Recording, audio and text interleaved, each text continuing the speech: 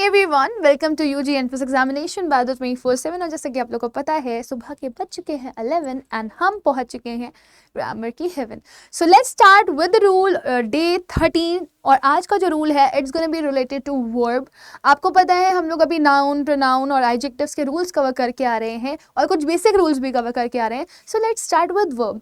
तो वर्ब से जब रिलेटेड आप बहुत सारी चीजें पढ़ते हो तो आपको सबसे पहले ये पता चलता है कि वर्ब जो है वो कब सिंगुलर लगती है, कब प्लूरल लगती है। ये मैं आपको ऑलरेडी वीडियोस में बता चुकी हूँ। जब वर्ब में एस और यस आता है तो वो सिंगुलर होती है, जब वर्ब में एस और यस नहीं आता तो वो प्लूरल होती है, राइट। बट अभी तक हम जिस वर्ब को पढ़ रहे थे वो सिर्फ एक सिंगल स्ट्रक्चर के लिए पढ़ रहे थे। अगर इन केस हमारे पास वर्ब आ जाती है फॉर नंबर ऑफ सब्जेक्ट्स या फिर 2 सब्जेक्ट्स, तो उसके साथ आपका वर्ब का स्ट्रक्चर क्या जाएगा, आइए देखते हैं। तो यहां पर आपने नोटिस किया कि हमारे पास 2 सब्जेक्ट दिए गए। We have given 2 subject, subject number 1, subject number 2। तो जब आप 2 सब्जेक्ट की बात करते हो, 1 + 1 2, जब आप 2 की बात करते हो तो वो कभी भी प्लूरल हो ही नहीं सकता, क्योंकि 1 + 1 कितना हो गया, 2। तो जब आप 2 की बात करोगे तो वो ऑलरेडी टर्म आपका क्या बन जाता है, प्लूरल बन जाता है। और क्योंकि ये टर्म प्लूरल बन चुका है तो उसकी प्लूरलिटी दिखाने के लिए आप वर्ब प्लूरल लगाओगे, यानी कि वर्ब बिना एस और ईएस के आएगी। सिमिलरली जब आप किसी भी रूल को पढ़ते हो तो आपको रूल्स में एक्सेप्शंस जरूर देखने के लिए मिलते हैं, राइट। तो आप जब इस रूल को पढ़ोगे तो आपको इस रूल में भी एक एक्सेप्शन दिखाई देगा। वो एक्सेप्शन क्या कहता है, जब आपका सब्जेक्ट नंबर 1 और सब्जेक्ट नंबर 2 एक सिंगल यूनिट की तरह बिहेव कर रहा होगा तो उस कंडीशन में आप अपनी जो वर्ब लगाएंगे वो वर्ब कैसी होनी चाहिए, सिंगुलर। यानी कि वर्ब किसके साथ लगेगी, एस और ईएस के साथ। तो ये सिंगल यूनिट का टर्म आपको याद रखना है। जैसे मैंने कहा विक्रम और वेताल, विक्रम और वेताल ये 2 अलग अलग कैरेक्टर्स हैं, राइट। तो मैं क्या बोलूंगी, Vikram and Vetal are 2 different characters. Vikram and Vetal, Vikram अलग है, वेताल अलग है, ये 2 कैरेक्टर्स हैं, राइट। लेकिन अगर मैं बोल दूं विक्रम और वेताल एक शो है, तो फिर हम विक्रम और वेताल जो लिखा हुआ है उसको अलग अलग कंसिडर नहीं करेंगे, उसको एक सिंगल यूनिट की तरह कंसिडर करेंगे और उसको हम क्या लिखेंगे, Vikram and Vetal is a show, not are a show, right. So आइए कुछ एग्जाम्पल देखते हैं जिससे समझने की कोशिश करते हैं कि किस तरह से हमारा जो स्ट्रक्चर है सेंटेंस का वो चेंज होता है। जैसे मैंने कहा ये है मेरा सब्जेक्ट नंबर 1, ये है मेरा सब्जेक्ट नंबर 2 और यहां पर मैंने लगाया हुआ है एंड। तो आप देख रहे हैं हमारे 2 सब्जेक्ट एंड से जुड़े हुए हैं, राइस एंड करी। अब राइस और करी आपके 2 डिफरेंट फूड आइटम्स हैं, दोनों की अलग अलग बात हो रही है। और जब आप 1 और 1 अलग अलग डिफाइन करते हो तो वो 2 बनते हैं, और 2 बनते हैं तो वो प्लूरलिटी दिखाते हैं। प्लूरलिटी दिखाते हैं मतलब उस वर्ब में एस और एस नहीं लगेगा। यानी कि अगर इन दोनों वर्ब्स में से मैं कोई एक वर्ब यूज करना चाहूंगी तो मेरी प्लूरल वर्ब लगेगी, इस नहीं आकर के क्या आएगा, are. Got it. Now second देखिए, यहाँ पे लिखा हुआ है rice and curry, subject number 1, subject number 2 और ये जुड़ा किससे, एंड से। Can you see this. तो ये दोनों सब्जेक्ट जो हैं वो मेरे एंड से जुड़े हुए हैं, लेकिन दोनों के साथ ही अगर आप कंडीशन नोटिस करेंगे तो ये सिंगल यूनिट की तरह डिफाइन किए जा रहे हैं। कैसे डिफाइन किए जा रहे हैं ये देखते हैं।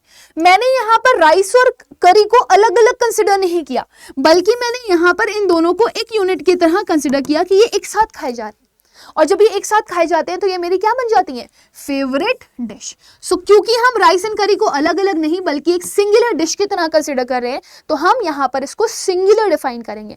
और क्योंकि सिंगुलर डिफाइन करें तो जैसे वर्ब भी कैसी आएगी, सिंगुलर। तो जब वर्ब सिंगुलर आती है तब उसमें एस और एस लगता है। तो एस और एस कौन सी वर्ब में लगा हुआ है, ये वाली वर्ब में। तो ये आंसर हो जाएगा आपका नहीं। आई होप इतना क्लियर हो गया होगा सभी लोगों को, राइट। आगे बढ़ेंगे हम लोग, अगला क्वेश्चन करेंगे और अगले रूल के साथ करेंगे। मैं इससे रिलेटेड आपको कुछ होमवर्क भी दूंगी। तो अभी तक हम लोगों ने रूल क्या पढ़ा, रूल पढ़ा कि जब 2 सब्जेक्ट होते हैं हमारे पास तो उनके साथ प्लूरल वर्ब बनती है, लेकिन जब वो दोनों के दोनों सब्जेक्ट हम एक सिंगल यूनिट की तरह डिफाइन किए जाते हैं तो उनके साथ वर्ब सिंगुलर लगती है, राइट। लेकिन अगर मान लीजिए हम रूल को चेंज कर दें और रूल को कुछ इस तरह से डिफाइन करें कि हम उसके पहले आर्टिकल लगा दें, मतलब सब्जेक्ट नंबर 2 के पहले भी हम आर्टिकल लगा दें और सब्जेक्ट नंबर 1 के पहले भी आर्टिकल हम लगा दें। अब आप सुनना, अगर मैं आपसे बोल रही हूं मेरे पास एक ब्लैक और एक ब्लू पेन है, I have a black and a blue pen, तो मैं आपसे पूछूंगी बताओ मेरे पास कितने पेन्स हैं, तो आप बोलोगे मैम 2, क्योंकि एक ब्लैक है और एक क्या है, ब्लू है। लेकिन अगर मैंने आपसे बोल दिया I have a black and blue pen, so आपको क्या समझ में आएगा, एक ही पेन है जिसके कलर 2 हैं, ब्लैक और ब्लू। समझ में आ रही है ना। तो यानी कि रूल क्या बना, जब आपके पास सेंटेंस का स्ट्रक्चर ऐसा दिया गया हो जहां पर आपके पास दो सब्जेक्ट हो और दोनों के पहले ही आप क्या लगा रहे हो, दोनों के पहले ही आप आर्टिकल लगा रहे हो, राइट तो वो किस तरह से बिहेव करता है, वो प्लूरल ऑब्जेक्ट की तरह बिहेव करता है, और वहां पर जो आप वर्ब लगाते हैं वो प्लूरल होती है, यानी कि एस और एस के बिना। वही अगर आपको स्ट्रक्चर ये दिख जाए कि आपके पास सब्जेक्ट नंबर 1 हो, बीच में एंड लगा हुआ हो और सब्जेक्ट नंबर 2 हो, बट सब्जेक्ट नंबर 2 के पहले आर्टिकल ना लग के सिर्फ और सिर्फ सब्जेक्ट नंबर 1 के पहले आपको आर्टिकल दिखाई दे रहा हो, तो उस कंडीशन में आपकी जो वर्ब होगी वो कैसी कंसिडर करी जाएगी, सिंगुलर, क्योंकि अब ये एक ही यूनिट बन गया, राइट अब हम यहाँ पे दो अलग अलग सब्जेक्ट की बात नहीं कर रहे, बल्कि हम एक ही सब्जेक्ट की बात कर रहे हैं, और सिंगुलर वर्ब बनेगी तो आप एस और एस लगा दोगे उसके साथ। एग्जाम्पल देख लेते हैं। मैंने कहा the manager and the CEO of this company, right तो पहले में हमने सब्जेक्ट क्या लिया, मैनेजर, दूसरे में हमने सब्जेक्ट क्या लिया, सीईओ। सो मैनेजर और सीईओ की अगर हम बात करते हैं तो दो अलग अलग सब्जेक्ट हैं, राइट एक मैनेजर है और दूसरा सीईओ है, तो मैं दोनों की अलग अलग बात कर रही हूं। मैंने कहा इस कंपनी का जो मैनेजर है और जो सीईओ है उसको फंक्शन में बुलाया गया, तो अब क्योंकि हमारे पास यहाँ पर दो सब्जेक्ट हैं तो इस वजह से हम इसको प्लूरल कंसिडर करेंगे और प्लूरल वर्ब लगाएंगे, और प्लूरल वर्ब एस और एस के बिना होती है, तो आप इसको हटा दो, ये वाला लगा दो, ठीक है। जब मैं क्वेश्चन कर रही हूं ना तो आप वीडियो को बीच बीच में पॉज करके आंसर किया करो, ताकि आपका थोड़ा सा इंप्रूवमेंट हो, ठीक है। जितना आपका इंप्रूवमेंट होगा उतनी ही आपको हेल्प मिलेगी, और इन रूल्स को कॉपी में जरूर से जरूर नोट किया करो। नेक्स्ट देखो, the manager and CEO of the company has और have called in a function. Now what does it mean, अभी भी आपके पास दो सब्जेक्ट ने, सब्जेक्ट नंबर 1 यहाँ पे लगा हुआ है एंड, और दूसरा लिखा हुआ है सब्जेक्ट नंबर 2, लेकिन अगर आप इन दोनों सब्जेक्ट को देखोगे तो इन दोनों सब्जेक्ट में से पहले वाले सब्जेक्ट के पहले ही आर्टिकल लगा हुआ है। Now what does it mean, क्या मतलब है इसका, तो भले ही आपके पास दो अलग अलग सब्जेक्ट दिए गए हो, बट यहाँ पे बताने की कोशिश यही की जा रही है जो इस कंपनी का मैनेजर है वही इस कंपनी का सीईओ भी है, और ये दोनों एक ही सिंगुलर पर्सन है। भले ही दो सब्जेक्ट यहाँ पे लिखे हुए हो, लेकिन यहाँ पर हम एक ही पर्सन के बारे में बात करें, वही सीईओ है और वही मैनेजर है उस कंपनी का। तो अब जब आप यहाँ पर सिंगुलैरिटी डिफाइन कर चुके हो तो आप सिंगुलैरिटी के हिसाब से एस और एस को लगा दोगे, और जब आप एस और एस को लगा दोगे तो उसमें आप हैव वर्ड का यूज नहीं कर सकते, क्या लगाओगे, हैज।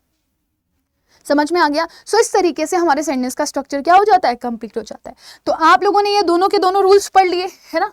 अब आप मुझे कमेंट सेक्शन में आंसर करके बताएंगे, सभी बच्चे मुझे आंसर करके बताएंगे कमेंट सेक्शन में कि जो मैं क्वेश्चन लिखने जा रही हूं उसका आंसर क्या होगा। मैंने कहा the Prince and the treasure, right, has or have been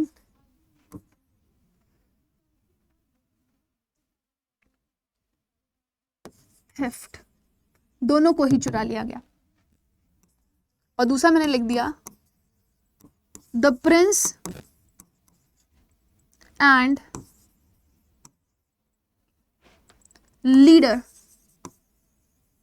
of this state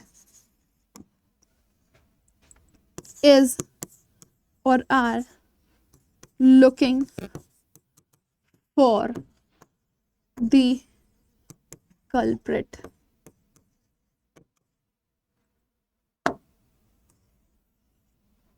culprit, right. So आपने क्या करना है, आपने मुझे after the video comment section में इन दोनों के दोनों क्वेश्चंस का आंसर करना है। तो आप इसे क्लिक कर लें, अपनी कॉपी में नोट करें और फिर मुझे इसका आंसर जरूर से जरूर बताएं, ठीक है। जो भी मुझे आंसर देगा उसके आंसर्स के नीचे मैं नीचे लिख दूंगी करेक्ट है या नहीं करेक्ट है, तो मैं हार्ट दे दूंगी। जिसका भी करेक्ट होगा उसके कमेंट के नीचे मैं एक हार्ट दे दिया करूंगी, ठीक है। ये सही रहेगा ताकि मुझे पता चले कि किसने सही किया। तब तक के लिए bye bye and take care.